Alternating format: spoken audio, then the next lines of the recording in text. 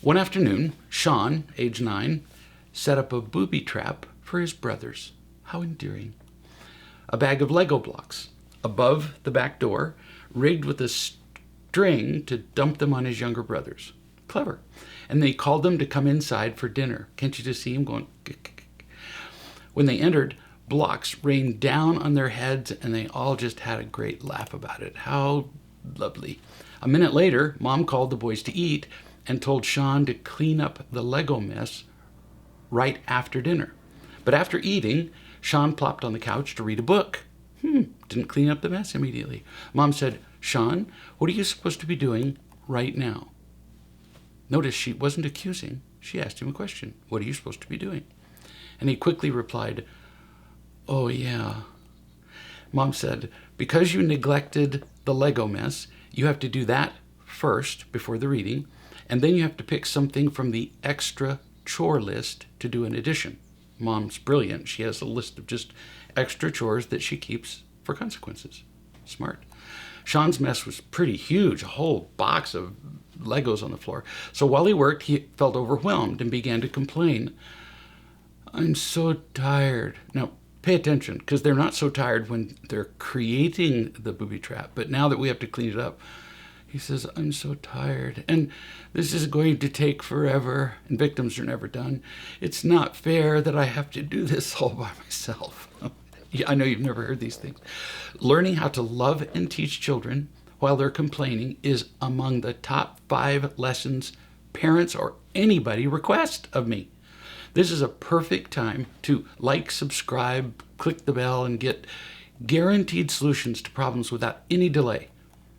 Now, Mom might have been more effective if she had addressed the complaining immediately, but she was relatively inexperienced with real love parenting. When she saw Sean playing on the trampoline outside, this is after he whined and complained and got away with it, she inspected the work that he'd done inside. Well, he'd been pretty careless. He'd put things away in the wrong places, shoved socks and shoes in toy bins just to get them off the floor, and he hadn't done any of the extra chore that she had assigned. So he did a kind of slappy job of doing it. Mom went outside and said, "Sean, now you will need to, 1, notice she's not berating him. Sean, you're a terrible kid, not even with her tone of voice. Now you need to, 1, do your cleanup again, but, completely this time. Do the extra chore that I gave you, and now pick a second extra chore from the list to do." So Sean's already experimented with being a victim. Now he's going to try another trick. He immediately played dumb, like he had no idea what she was talking about. You've all seen this. He looked at her like, "What?" Like he didn't speak English. Mom took him inside and showed him all that needed to be done. And Sean snapped. So now we've gone from victim to playing stupid to attacking. And Sean snapped, "If you want it done better, then you can do it." I know this kid, so I understand.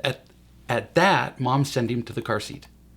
After a conversation with me, Mom reminded Sean that she was the mother and queen of the home. And with that authority, she would decide what he needed to do. Listen to my tone of voice. That's how she told him. She spoke like a queen. She didn't yell at him. She wasn't snippy. She spoke regally. He got out of the car seat and briefly complied with the instructions he'd been given. You've seen it. Partial compliance, barely acceptable compliance. But then again, he began to spew a long string of complaints, especially the favorite word of little kids who are unhappy, unfair. So Mom sent him to the car seat again, where he would just sit strapped in. And when he screamed again about how unfair all this was, she said, "Yes, this really is unfair. You get a beautiful home to live in, a bed to sleep in, food to eat, a school to attend, free transportation everywhere, running water, a toilet instead of the bushes, medical care, and on and on. And in return for all of that," in this tone of voice, "you do nothing but a few chores around here, mostly cleaning up after yourself. So, yes, it is entirely unfair that you get so much in return for so little. It's unfair to me, not you." briefly. For more on teaching children about fairness, go to the Master Index on reallove.com and search for fair. Sean, again, undeterred by Mom's regal bearing, played stupid again, acting like he didn't know what she was talking about. What? He understood every word. So Mom walked out the bedroom door as she said, "I'll be back." No impatience. She just walked out the door and let the consequence teach. Here's an 8-year-old child sitting in a car seat, which makes him feel initially irritated, but then pretty stupid. So as she's leaving, Sean suddenly comes to life, got out of his stupid coma, and he says snappily, "How long?" Mom, not returning the snappy comment, says, "We'll see," and left. 10 minutes later, she returned. Sean, clever as always, says, "It's past my bedtime." When does a kid ever say it's past their bedtime? Unless they have a chore to do. Mom thought that was pretty funny, me too, considering that Sean had never been in a rush to go to bed on time before, ever. "Yes," she said, "it is well past your bedtime. And it's late only because you didn't clean up the mess you made, and then you played outside on the trampoline, and then you worked slowly and carelessly. Then you complained while you cleaned, and you didn't do your extra chore. You caused all of this, not me." He said, "Well, I can't sleep in this seat." He's just going to pull out every tool he's got, knives, guns, spears. Mom says, "Well, I guess we'll find out if you can sleep there. If you'd like, I can get you a pillow." Blessed Mom, with this tone. "I can get you a pillow, but you'll either sleep or you'll stay up all night. That'll be up to you. But you'll stay there till morning, and we'll see if you've learned something."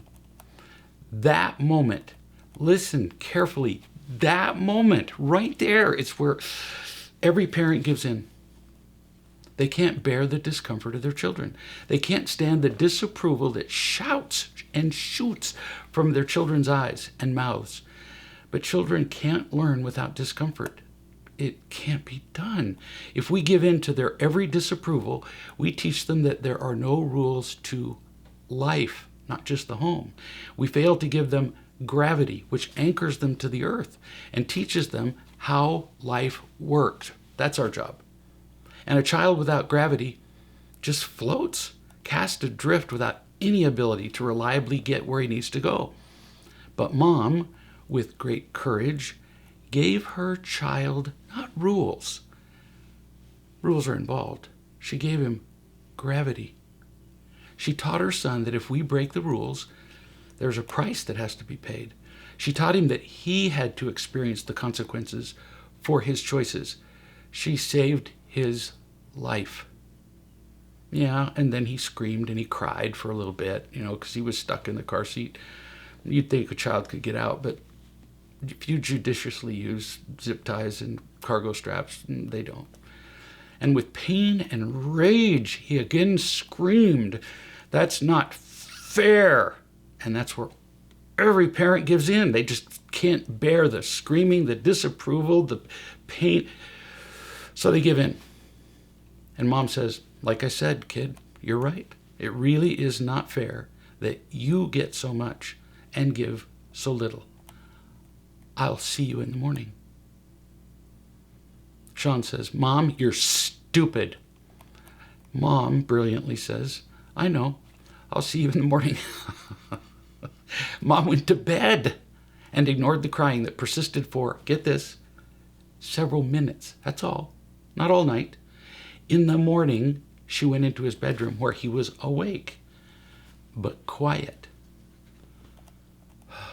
Pay attention to these next words. He said, "Mom, will you hold me?" "Of course," she said. "I want to hold you more than anything. First," Mom's going to teach this. "What did you learn from sleeping in your seat and shouting unkind things at me and not doing your jobs?" And he said, "I learned that I was selfish and irresponsible, and I was not grateful." 8 years old. "All true," Mom said, as she unbuckled Sean from his seat. Then she took him in her arms and held him as he cried. Cried with relief, with gratitude, cried. Without a word of instruction or reminding, not a word from Mom, he left her arms and got straight to work. He was happy. 3 hours into his work, without a single complaint, he was wiping down the inside of the fridge. Picture your child doing this job. And he said to Mom, "Wait until I tell Dad that I cleaned out the entire fridge by myself." You don't get to that kind of delight without gravity. Mom instantly replied, "What are you feeling right now?" And she told me that his feeling just radiated from him. It was sincere, and he said, "Happy." "Why?" Mom said. And he said, "Because I'm being responsible and I feel your love." Sean would never have felt that if she hadn't given him gravity, ever, nor will your child. Mom celebrated with Sean, shouting, "Woo-wee, yeah, baby." She hugged him, and he finished the job, and he went off to build something. Who knows? Another booby trap. This child made a transition from complaining and screaming and victim and attacking to being cooperative, responsible, and happy, all within hours. How? When Sean behaved badly, Mom chose not to react to her fear of his pain and disapproval. She didn't give in to his tantrums. She chose to be the mother and the queen. And remember that happiness is governed by laws that you don't get to break, not without a price. She remembered the laws of happiness, which state that if we feel loved, if we are loving, and if we're responsible, we will be happy. It's a guarantee. Again, she chose to remember that his happiness was more important than his comfort. Mom chose happiness instead of reducing her own pain or his. And that was the turning point. There, where I said, this is where parents fail. They give up. She chose to disregard her own fears and instead to teach her son how to have a joyful and fulfilling life. It is in such moments that we truly choose to raise our children instead of merely just taking care of them and giving them what they want. The difference is as stark as the difference between life and death.